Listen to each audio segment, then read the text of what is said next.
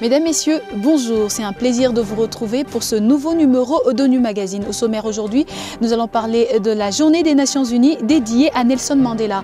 Également, nous allons évoquer la présentation du bilan semestriel du Bureau conjoint des Nations Unies aux droits de l'homme BCNUDH en République démocratique du Congo. Je vous retrouve dans quelques instants. Hommage à Nelson Mandela, leçons de leadership pour les dirigeants africains du monde présent et à venir.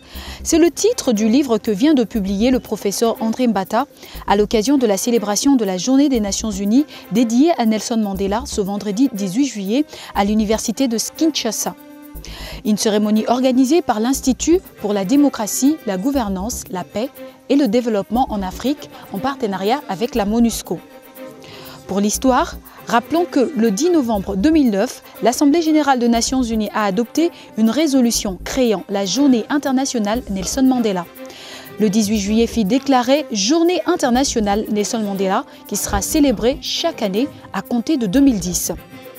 Ont pris part à cette cérémonie des membres de la communauté internationale, de la société civile, des représentants politiques, des universitaires. Les intervenants, chacun à leur façon, ont bien pris le soin de souligner l'apport positif de cette journée internationale et de cette cérémonie à l'UNIKIN. Je voudrais aussi exprimer toute notre gratitude aux organisateurs qui ont pensé que cette cérémonie, en hommage à un des grands hommes de notre continent, si pas du monde, j'ai cité Nelson Mandela, pouvait se dérouler sur ce site universitaire dans ce merveilleux cadre, au lieu d'aller, comme d'habitude pour certains, tout près du fleuve, dans les hôtels, etc. Puisque c'est une organisation qui est à caractère beaucoup plus scientifique, je voudrais remercier et encourager les organisateurs et d'autres qui auront les mêmes idées de toujours le faire sur le lieu le plus scientifique de notre pays, à savoir la colline inspirée du Moamba. Côté MONUSCO, le directeur de l'information publique, M. Charles Bambara, a mentionné le rôle et la place de la RDC dans ce qu'on peut appeler l'histoire de Mandela.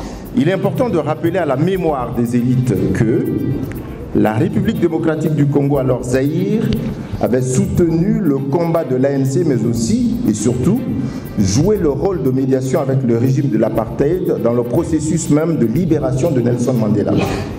Le peuple congolais a des raisons suffisantes de s'approprier de la journée internationale Nelson Mandela dans le contexte actuel du pays marqué par des doutes, des peurs, des craintes sur l'avancement du processus de paix et de démocratisation. La journée internationale Nelson Mandela doit donc stimuler la réflexion afin d'œuvrer à un avenir meilleur de la nation congolaise tout entière. Les coordonnateurs des affaires humanitaires des Nations Unies en RDC, M. Moustapha Soumaré, a mis l'accent sur l'importance de cette journée en RDC et en Afrique.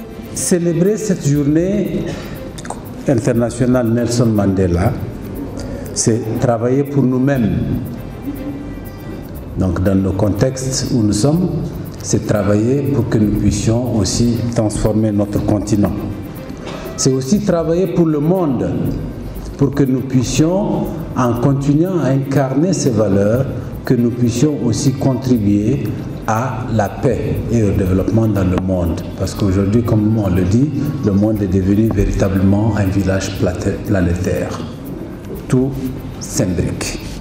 Et c'est dans ce contexte-là, justement, que le Conseil de sécurité de l'Assemblée générale nous a invités, à travers la résolution, cette journée, chacun d'entre nous, de consacrer 67 minutes de notre temps à un travail bénévole, servir les autres, pour que nous puissions faire persévérer justement cette valeur qu'incarnait notre cher Madiba.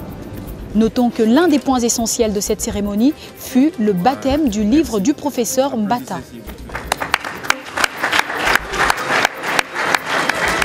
Je voudrais maintenant me tourner du côté du professeur Mbata pour dire que lire et même écrire un ouvrage sur Mandela est aussi consacrer son temps pour les autres. Ce livre va certainement étancher la soif de connaissance, parce que nous voulons savoir exactement quelles sont les valeurs que vous aviez su développer dans ce livre et quels sont les messages que vous donnez aux leaders que nous sommes tous. Donc que ce soit les leaders potentiels qui sont là ou les leaders que nous sommes et qui sont avec nous ici dans cette salle, pour que nous puissions véritablement continuer cet esprit de l'humanité que Mandela a incarné. Comme défini son mandat par le Conseil de sécurité des Nations Unies, le Bureau conjoint des Nations Unies aux droits de l'homme BCNUDH en RDC assure une surveillance de la situation de droits de l'homme à travers le territoire congolais et procède à des analyses des tendances relatives à cette situation. Des informations sur ces tendances qui sont régulièrement partagées avec les autorités congolaises. Écoutons Scott Campbell sur les principales tendances des violations de droits de l'homme au cours de ce semestre. Ce qu'on peut retenir, c'est de janvier à juin 2014, nous avons enregistré 1214 violations de droits de l'homme sur toute l'étendue du territoire de la RDC et on fait un peu plus de 4000 victimes, car il y a des cas de violation qui concernent plusieurs victimes. Ce qui représente une moyenne d'environ 200 violations par mois que notre bureau a documenté.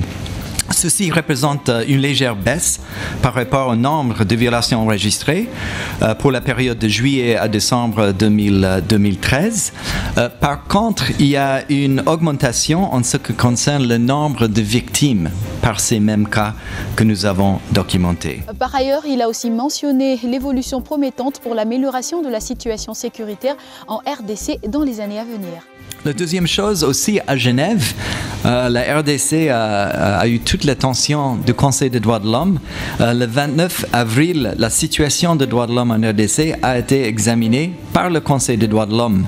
Et le rapport qui est produit chaque les 4 années, chaque les 4 ans et demi, était suivi par retransmission directe ici dans cette salle lorsque le ministre de la Justice et Droits humains a présenté le rapport sur la RDC devant le Conseil des droits de l'homme.